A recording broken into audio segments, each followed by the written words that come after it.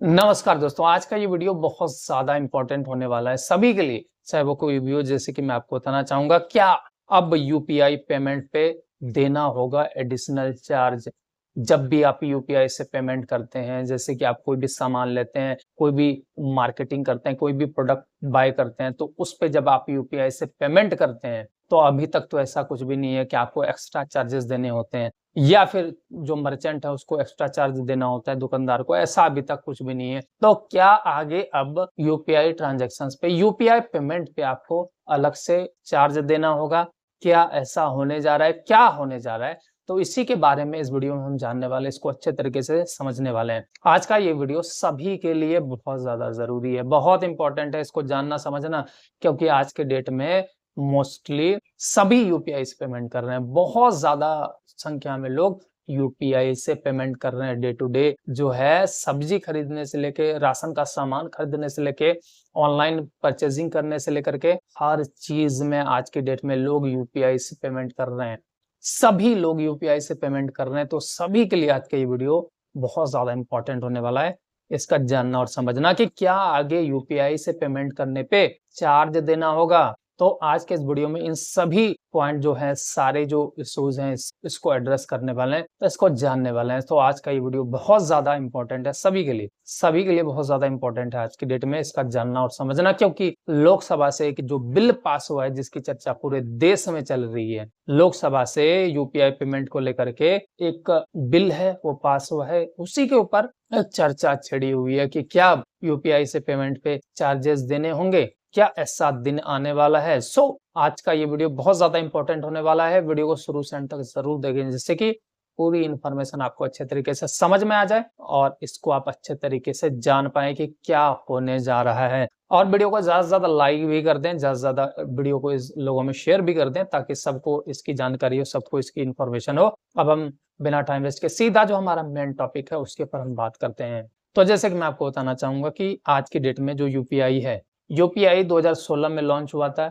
2016 में जब UPI launch हुआ, तो उस टाइम पे यूपीआई से पेमेंट करने वालों को जो संख्या थी बहुत ही ज्यादा कम थी। लोग कैश में ज्यादा पेमेंट करते थे, कैश में ज्यादा लेन देन करते थे, ना कि यूपीआई से पेमेंट करते थे। लेकिन क्या हुआ कि गवर्नमेंट के द्वारा जब यूपीआई पे किसी भी तरीके के चार्जेस, कोई भी चार्जेस नहीं रखे गए, यूपीआई को बढ़ावा देने के लिए गवर्नमेंट की ओर से यूपीआई को बिल्कुल फ्री कर दिया गया कि यूपीआई से आप कितने भी जो है ट्रांजैक्शंस पेमेंट कर सकते हैं, लेन देन कर सकते हैं, चाहे वो कस्टमर हो या मर्चेंट हो, किसी से भी चार्जेस अलग से नहीं लिए जाएंगे। यूपीआई को बढ़ावा देने के लिए गवर्नमेंट ने इसको बिल्कुल फ्री कर दिया। तो जब 2016 में यूपीआई को लॉन्च किया गया सरकार के द्वारा, और लेकिन उस टाइम ज्यादा लोग यूपीआई को यूज नहीं कर रहे थे, तो इसको बढ़ावा देने के लिए गवर्नमेंट ने इसको फ्री कर दिया बिल्कुल भी। और उसके बाद 2020 में कोरोना काल के समय जो यूपीआई से पेमेंट करने वालों की तादाद थी वो बढ़ने लगी।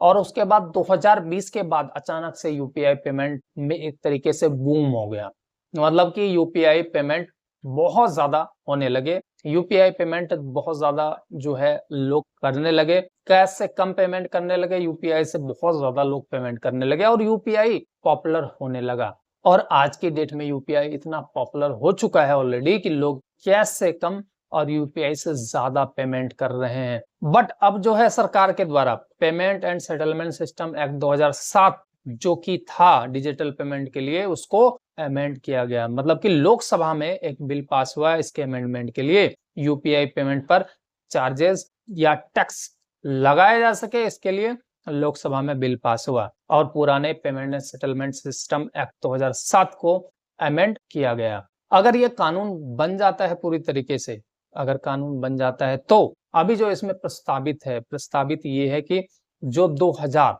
से ज्यादा के पेमेंट है, 2000 या 2000 से ज्यादा के पेमेंट है, तो उस पे सरकार कुछ चार्जेस, कुछ परसेंट चार्जेस अलग से वसूल सकती है। ये अभी प्रस्तावित है इसमें। अब ये जो है 2000 से ज्यादा के अगर आप पेमेंट करते हैं, तो इसमें अलग से सरकार जो जितना भी परसेंट चार्जेस है, अब क्या होगा ये तो आने वाला वक्त ही बताएगा, अलग से गवर्नमेंट इसमें वसूल सकती है। लेकिन सरकार ये अभी बता रही है कि ये कस्टमर से नहीं वसूला जाएगा। मतलब कि जो अलग से चार्जेस लिए जाएंगे वो कस्टमर से नहीं लिए जाएंगे, बल्कि मर्चेंट से लिए जाएंगे, मतलब कि दुकानदारों से लिए जाएंगे। लेकिन अगर ऐसा होता है तो अब देखने वाली बात होगी कि क्या होगा। क्योंकि अगर दुकानदारों से अलग से चार्जेस वसूले जाएंगे यूपीआई पेमेंट के लिए जब किया जाएगा कस्टमर के द्वारा, तो उस टाइम पे क्या होगा देखने वाली बात होगी, क्योंकि क्योंकि दुकानदार फिर वो किसी ना किसी प्रकार से वो कस्टमर से ही वसूल करेगा। अगर ऐसा होता है तो कहीं ना कहीं फिर जाकर के कस्टमर को ही ये बियर करना होगा, इस चीज को जो है एक तरीके से इसका लोड लेना पड़ सकता है। अब क्या होगा ये देखने वाली बात है कि गवर्नमेंट आगे मतलब क्या करती है। ये जब लॉ पूरी तरीके से इम्प्लीमेंट होने लगेगा तभी देखा जाएगा कि इसमें कितना परसेंट का अलग से चार्जेस है जो कि मर्चेंट से लिया जाएगा। अब कितने परसेंट के चार्जेस होंगे ये तो अभी एक तरीके से प्रस्तावित है। अब जब ये इम्प्लीमेंट हो जाएगा तभी इसमें पता चल पाएगा गवर्नमेंट इसमें अलग से जो चार्जेस का क्या प्रावधान करती है। अभी तो वैसे गवर्नमेंट बोल रही है कि कस्टमर से नहीं बल्कि मर्चेंट यानी कि दुकानदारों से, बिजनेसमैन से लिया जाएगा। और फिर अगर बिजनेसमैन से मतलब कि दुकानदारों से ही लिया जाएगा, मर्चेंट से ही लिया जाएगा, तो फिर मर्चेंट यूपीआई से पेमेंट एक्सेप्ट करने में हो सकता है हिचकिचाएं, या फिर वो चार्जेस कस्टमर के ऊपर उल्टा थोपें, ऐसा हो सकता है। अब आगे देखने वाली बात होगी कि अगर ये कानून इम्प्लीमेंट में आ जाता है तो उसके बाद क्या होता है ये देखने वाली बात होगी। बट यहाँ पे ये है कि 2000 से कम के जो ट्रांजेक्शन्स होंगे उसमें अलग चार्जेस नहीं लगेंगे। 2000 या 2000 से ज्यादा के जो है ट्रांजेक्शन होंगे तभी उसमें चार्जेस लगेंगे।